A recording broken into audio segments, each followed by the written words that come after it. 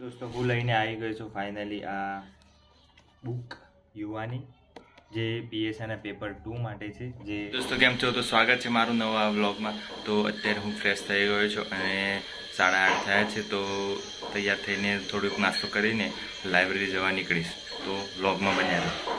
તો ફાઇનલી હું નીકળી ગયો છું લાઇબ્રેરી જવા અને આજે કલ્ચર સબ્જેક્ટ કરવાનો છે. તો આજે કલ્ચર સબ્જેક્ટ કરીશ. સારું કામ થઈ રહ્યું છે ભાઈ. રોપાઈ રહ્યા છે.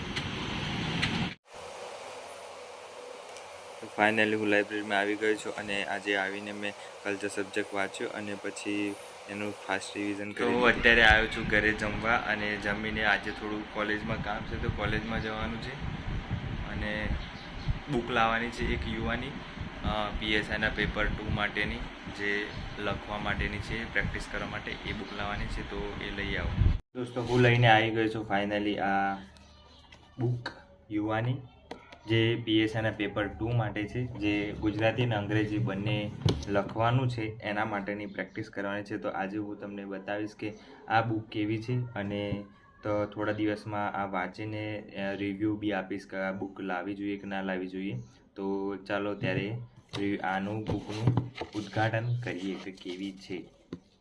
તો દોસ્તો આ બુક મને 250 રૂપિયામાં પડી છે અને જાહેર વહીવટ હતી 100 રૂપિયાની. ક્યાં કે 100 રૂપિયાની? હા, જાહેર વહીવટ 100 રૂપિયાની હું આઈસની લાવ્યો છું અને ગુજરાતી અંગ્રેજી માટે આ 250 રૂપિયાની પડી છે. એ આ અગ્રવાલ બુક સ્ટોર છે ત્યાંથી 35% ડિસ્કાઉન્ટ મળે છે એટલે 250 રૂપિયાની પડી છે આ મને બુક.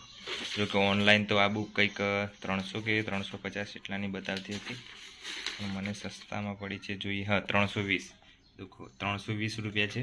ઓનલાઈન 350. તમે કેશ ઓન ડિલિવરી રાખો અને એનું જે શિપિંગના પૈસા વધી જાય છે 40 રૂપિયા, એટલે કંઈક 350 જેવી થાય છે. જોઈએ આમાં શું શું છે. સિલેબસ પ્રમાણે કમ્પ્લીટ આપેલું છે. આમાં તમે જોઈ શકો છો કમ્પ્લીટ સિલેબસ પ્રમાણે આપેલું છે. પેપર 1 પાર્ટ A હેતુલક્ષી, પાર્ટ B હેતુલક્ષી જેમાં ગણિત, રીઝનિંગ, પછી સામાન્ય જ્ઞાન, ગુજરાતી અંગ્રેજી લખવાનું છે.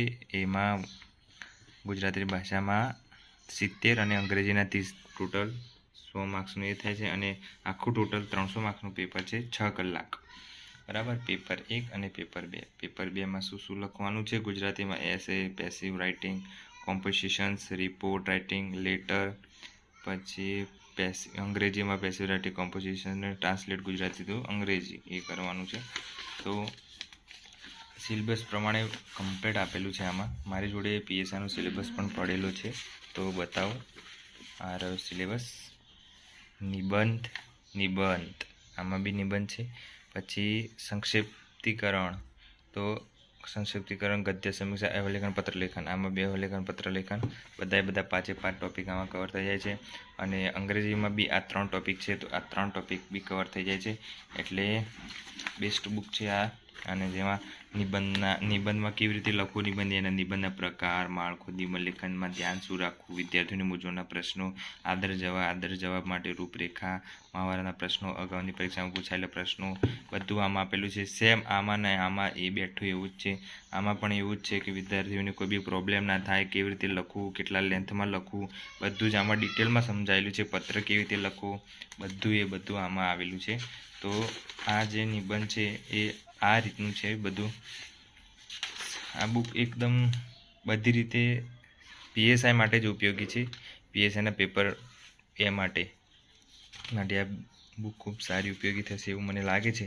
તો આ બુક હું રીડિંગ કરીને તમને રિવ્યૂ આપીશ કે કેવી છે, જેમાં બધું નિબંધના વિષય વસ્તુને નિબંધ લખવા પહેલાં બરાબર સમજવાનું, બધી રીતનું જે પ્રોબ્લેમ થતી હોય, જેને પહેલી વાર લખવાનું આવે છે પીએસઆઈમાં, એટલે આ બુક વસાવી લેવી ખૂબ સારી છે. અને જાહેર વહીવટ માટે હું આઈસની બુક લાવ્યો છું, જેમાં બંધારણના જે 3 ટોપિક 5 ટોપિક છે નીચેના, એ કવર થઈ જાય છે આ બધામાં. જાહેર વહીવટમાં જો બતાવી દઉં કયા 5 ટોપિક છે. એક આ છઠ્ઠો, ભારતીય પ્રશાસનની ઉત્તરાંતિય પ્રાચીન ભારતની સાંપ્રત્ય ભારત સુધી અદાલત, અમલદાર તંત્ર તથા મુલકી સેવાઓ, કેન્દ્ર રાજ્ય તથા જિલ્લાનું વહીવટતંત્ર, કાયદા તથા વ્યવસ્થાનું પ્રશાસન, કેન્દ્ર અને રાજ્ય સરકારી અગત્યની નીતિ અને કાર્યક્રમો. આટલું જે છે એ જાહેર વહીવટ રીતે કરવાનું છે. એટલે આ છે એ બુક લાવ્યો છું. આ બુક મને 100 રૂપિયામાં પડી છે, કેમ કે આ પહેલાં બિન સચિવાલયમાં જાહેર વહીવટ આવતું હતું. આ અત્યારે PSIના સિલેબસમાં મૂક્યું છે, એટલે આ બુક કરવાની છે. આ બુક કેવી રહે છે એ પણ હું રિવ્યૂ તમને બતાવીશ, અને ચેનલમાં જોડાયેલા રહેજો, અને આગળ હું રિવ્યૂ બતાવીશ આ બંને બુક કેવી છે, તમારે લાવવી જોઈએ કે ના લાવવી જોઈએ.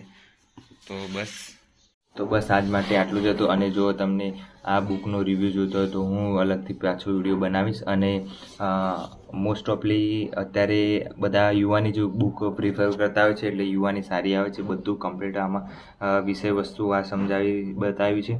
અને બીજું તો કંઈ છે નહીં. હવે મારે જે બુક જોઈતી હતી એ લાવી દીધી.